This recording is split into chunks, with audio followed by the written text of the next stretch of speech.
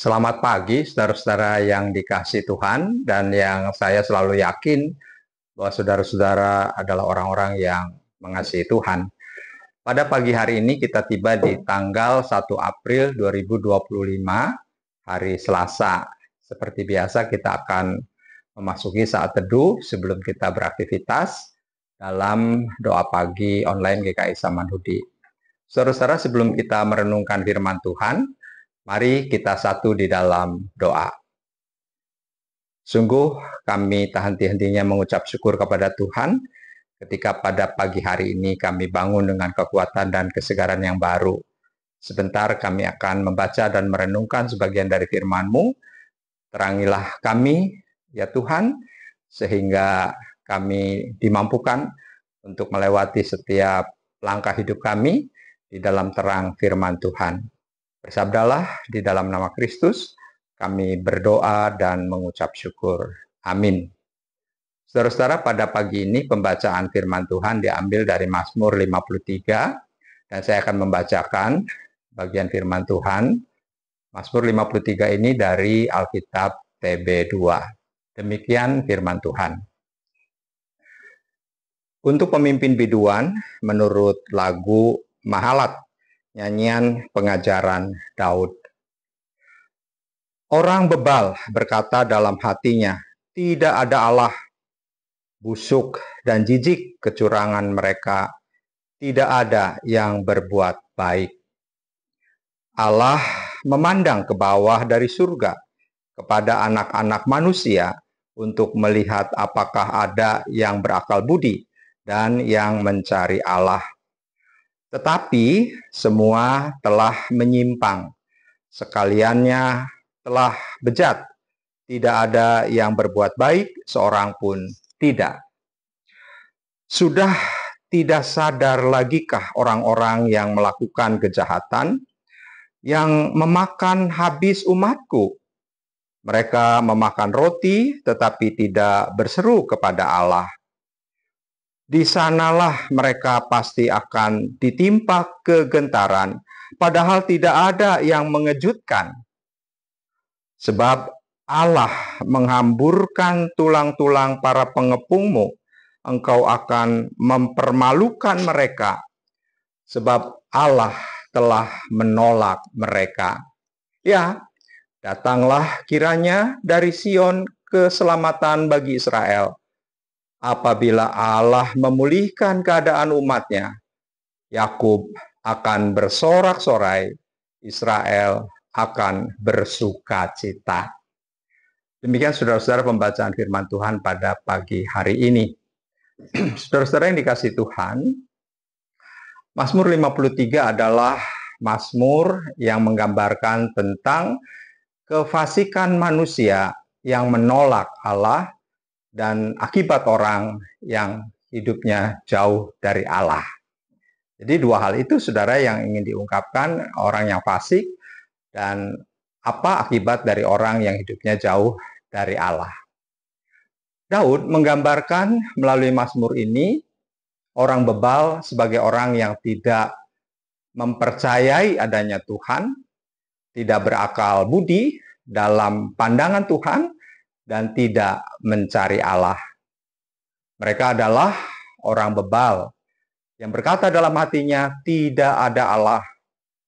Kata bebal, saudara-saudara, menggambarkan kebodohan, bukan saja intelektual, tetapi juga kebodohan moral, yang menolak, mengakui kedaulatan dan keberadaan Allah.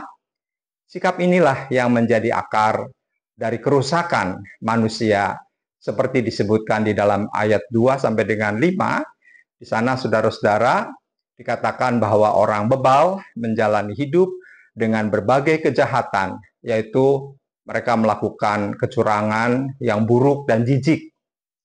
Mereka juga tidak peduli dengan kebaikan, hidupnya menyimpang dan bejat. Juga orang bebal ini tidak ada yang berbuat baik, semuanya melakukan kejahatan. Saudara-saudara, akibat kehidupan yang tanpa Allah digambarkan sebagai para penindas yang memakan habis umat Allah.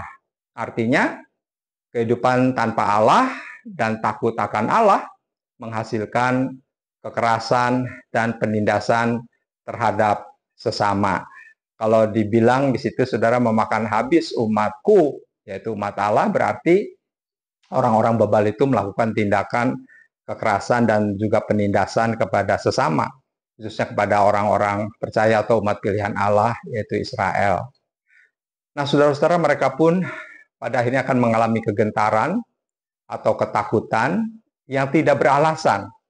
Karena mereka gentar, saudara-saudara, tetapi juga mereka tidak tahu sebabnya. Dikatakan di dalam ayat 5 demikian, saudara-saudara, sudah tidak sadar lagikah orang-orang yang melakukan kejahatan, yang memakan habis umatku? Mereka memakan roti tetapi tidak berseru kepada Allah. Di sanalah mereka pasti akan ditimpa kegentaran, padahal tidak ada yang mengejutkan. Sebab Allah menghamburkan tulang-tulang para pengepungmu, engkau akan mempermalukan mereka, sebab Allah telah menolak mereka. Jadi itulah saudara yang kita temukan di dalam ayat yang ke-5 dan juga ayat yang ke-6. Pemazmur menegaskan bahwa Allah akan membinasakan atau menghamburkan tulang-tulang mereka yang mengabaikan dan menolak Allah. Ini adalah peringatan serius bahwa kejahatan manusia tidak akan luput dari penghakiman Allah. Intinya, saudara-saudara, orang bebal yang hidup tanpa takut akan Tuhan, mereka akan makin terjerumus di dalam kebobrokan dan kerusakan ataupun kejahatan moral. Pada orang-orang yang demikian, Tuhan memastikan bahwa hidup mereka akan ditimpa musibah secara tiba-tiba, dikepung dan dipermalukan, dan yang lebih mengerikan, saudara-saudara, mereka akan ditolak oleh Allah. Saudara-saudara, kalau dalam keseharian kita ditolak, pasti kita mengalami sebuah perasaan yang sangat tidak nyaman gitu ya. Karena orang yang ditolak itu kan berarti orang yang tidak berarti di mata orang yang menolak. Jadi tidak mau lagi berinteraksi dengan kita.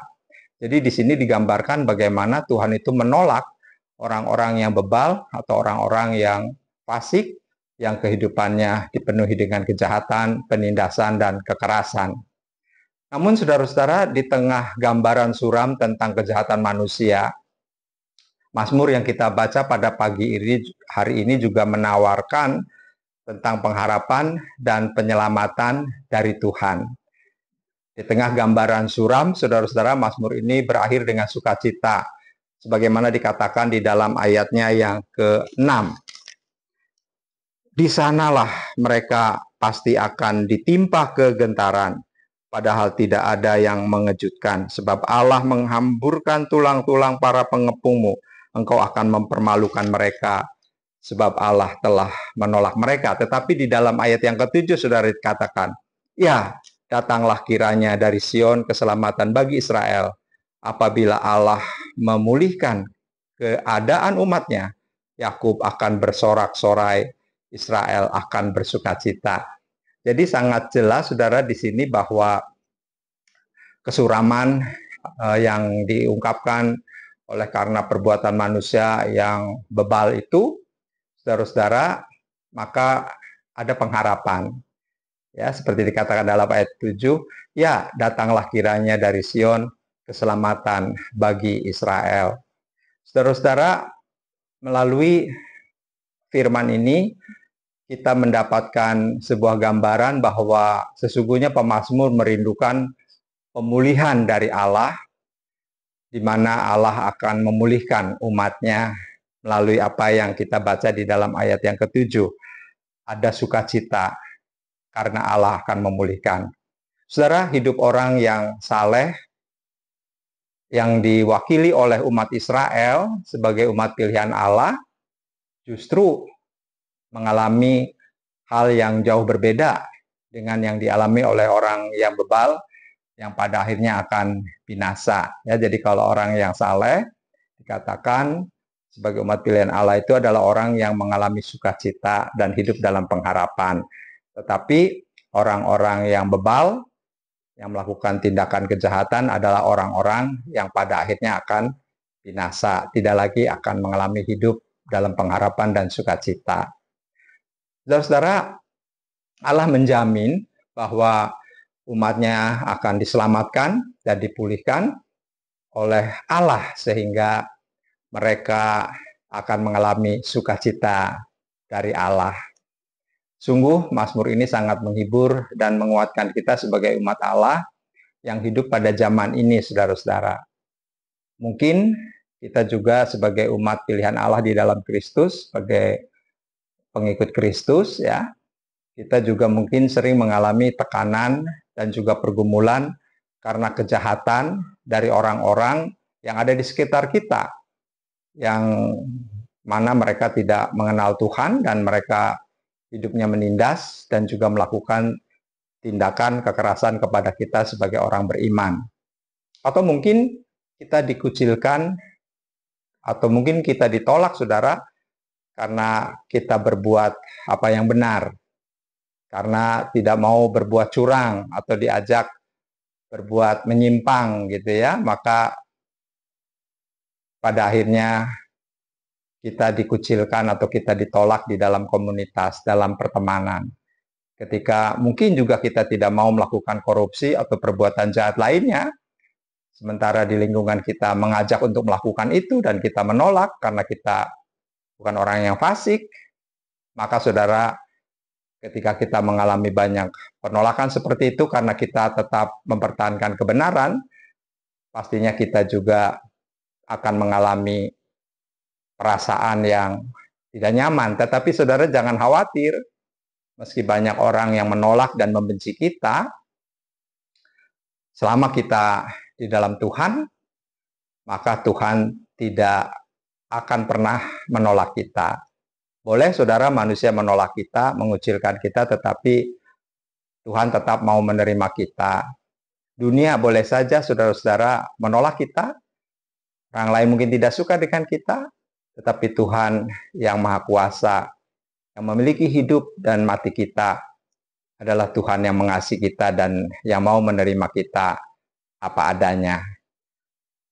Saudara-saudara, akan tiba waktunya di mana Tuhan akan menyelamatkan dan memulihkan hidup kita di tengah berbagai tekanan ataupun persoalan yang sedang kita hadapi. Karena itu, saudara, tetap lakukanlah apa yang benar dan jangan menyerah. Ya, kita tetap ada di jalan Tuhan, kita tetap menjadi orang-orang yang berkenan hidupnya di hadapan Tuhan. Kalau dalam bahasa Alkitab seringkali disebut orang yang berperilaku saleh, yang sangat bertolak belakang dengan orang bebal, yang tidak percaya kepada Allah, dan yang hidupnya menjauhi Allah. Mari saudara-saudara, kita tetap bertahan untuk mempertahankan kebenaran, sehingga kita tetap diterima oleh Tuhan. Kiranya Tuhan menolong dan memberkati kita semua. Amin. Saudara-saudara, mari kita satu dalam doa. Terima kasih Tuhan, kami boleh diingatkan kembali oleh firman-Mu bahwa kami sebagai orang-orang yang sudah dipilih dan diselamatkan dari hidup kami yang juga penuh dengan kejahatan oleh karena dosa dan kuasa dosa, namun kami boleh diselamatkan oleh karena anugerah-Mu yang begitu besar di dalam Tuhan Yesus Kristus. Maka ketika kami hidup di tengah-tengah orang yang bebal, orang-orang yang terus melakukan tindakan kejahatan, dan menarik kami untuk berkecimpung di dalamnya, maka biarlah kami tetap berpegang kepada firman Tuhan, karena kami tidak ingin binasa, kami ingin tetap ada di dalam sukacita dan pengharapan. Oleh sebab itu di tengah tekanan, godaan dan cobaan yang kami hadapi, biarlah kami menjadi orang-orang yang menang dan yang dimenangkan oleh Tuhan, sehingga kami boleh melewati setiap persoalan itu, dan kami tidak kalah dengan keadaan, karena kami tahu di dalam Tuhan ada pengharapan dan ada sukacita, dan kami terus ada di jalan Tuhan. Biarlah kiranya Tuhan menolong kami, Roh Kudus menguatkan kami, sehingga kami boleh melewati setiap perjuangan, tantangan, dan pergumulan kami dalam kuasa, pimpinan, dan pertolongan Tuhan. Terima kasih. Kami serahkan juga kehidupan kami sepanjang hari ini. di dalam kasih setia dan penyertaan-Mu. Dalam nama Kristus yang mengasihi kami dan yang kami kasihi, kami berdoa dan kami mengucap syukur. Amin. Bagi Bapak Ibu yang memiliki pergumulan khusus dan ingin didoakan, bisa menghubungi rekan-rekan pendeta di nomor berikut.